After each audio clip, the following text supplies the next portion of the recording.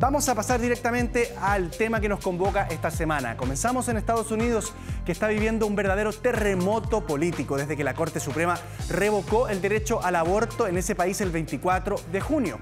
Por un lado, los activistas contra el aborto están celebrando porque creen que se van a salvar miles de vidas de bebés al año. Y por otra parte, los defensores del derecho a elegir están consternados porque piensan que los derechos de las mujeres acaban de retroceder 50 años. Pero ¿es posible revocar este fallo? ¿Hay todavía derecho al aborto en Estados Unidos? ¿Podría este fallo influir incluso en la legislación del aborto o en el resto también de legislaciones sobre derechos civiles en todo el mundo? Esto además se lo vamos a preguntar a Lidia Casas. Ella es directora del Centro de Derechos Humanos de la Universidad Diego Portales y especialista en temas de género. Lidia, ¿cómo estás? Muy buenos días. Buenos días a ustedes también. Gracias por acompañarnos acá en Enfoco. Lidia, primera pregunta, ¿cuál es la situación del derecho al aborto en Estados Unidos después de que se revirtió el fallo de Roe versus Wade? Bueno, una de las cuestiones principales es considerar que el fallo de la Corte Suprema lo que hace es dejar en vamos a decir, en un limbo aquellas situaciones en donde aún se mantenía o era discutible que las restricciones al aborto en ciertos estados pudieran ser constitucionales. Uno debe plantearse en el contexto que en los Estados Unidos, desde Roe versus Wade, siempre se ha mantenido un nivel de litigiosidad importante y que en aquellos estados más conservadores, controlados por los republicanos, siempre han habido intentos por reducir el aborto como un derecho al cual las mujeres tengan acceso.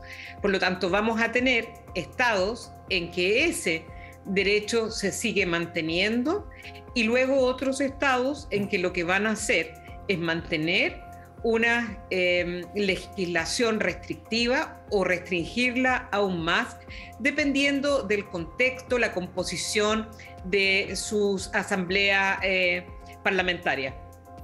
Claro, Lidia, es ya imposible revertir este fallo porque esto implicaría tener que tener otro caso igual de importante que Roe versus Wade, que fuera escalando de corte para que se emitiera un nuevo fallo que fuera de estas características. Entonces, por lo que yo he estado entendiendo, no se puede revertir.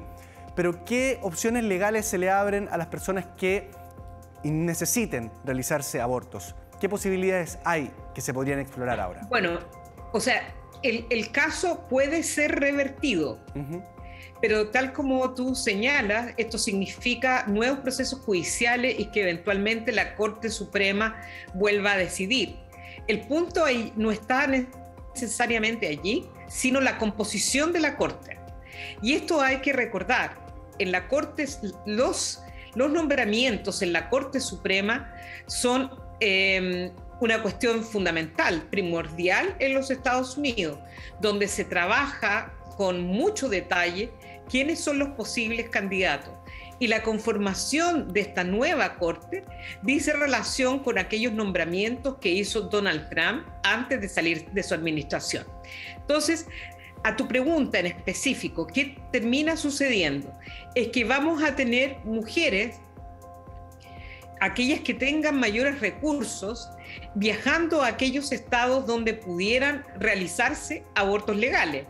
O incluso, como ha señalado el primer ministro canadiense Justin Trudeau, que puedan incluso cruzar la frontera hasta Canadá, donde pudieran hacerse un aborto legal. Es decir, un turismo que les permitiera a las mujeres poder acceder a un aborto legal. Pero también puede significar que las mujeres vuelvan a métodos de autogestión, ya sea a través de medicamentos, que también pueden ser declarados completamente ilegales en algunos estados, o a métodos de alto riesgo, lo cual vuelve efectivamente a una condición de aborto y de restricciones y de política pública a 50 años en el pasado. O sea, esto es realmente grave porque es un retroceso que dentro de los países occidentales no se había visto, y más aún el mundo occidental, los países occidentales han caminado han hecho una senda completamente distinta. Claro, Lidia, y respecto a eso mismo me gustaría profundizar las consecuencias que podría tener en las mujeres que necesitan abortar. ¿Cuál va a ser las consecuencias que esto va a tener para ellas? Porque además de viajar, lo que dicen, por ejemplo, los defensores del derecho a elegir es que los abortos van a seguir ocurriendo, solo que van a ocurrir de forma clandestina. Entonces, conversar un poco sobre eso. ¿Qué riesgos podría tener? Bueno, en primer lugar, va a afectar de manera significativa a las mujeres más pobres. Estados Unidos es un país geográficamente inmenso. Por lo tanto, los costos de viaje de una mujer en un pueblito donde no tiene acceso y viajar, por ejemplo, a California, es de alto costo.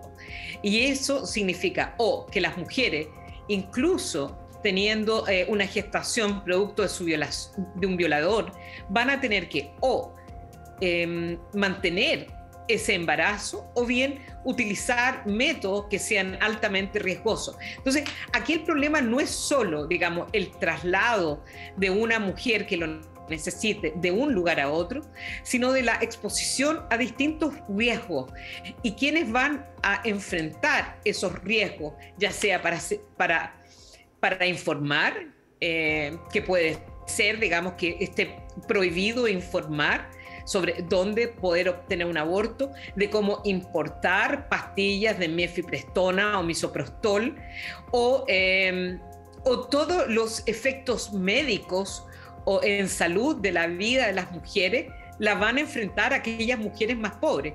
Y Estados Unidos es una sociedad tremendamente desigual, donde mujeres en condición de migración irregular, mujeres negras, latinas, en fin, van a verse expuestas de una manera muy diferenciada a los efectos de una decisión como esta.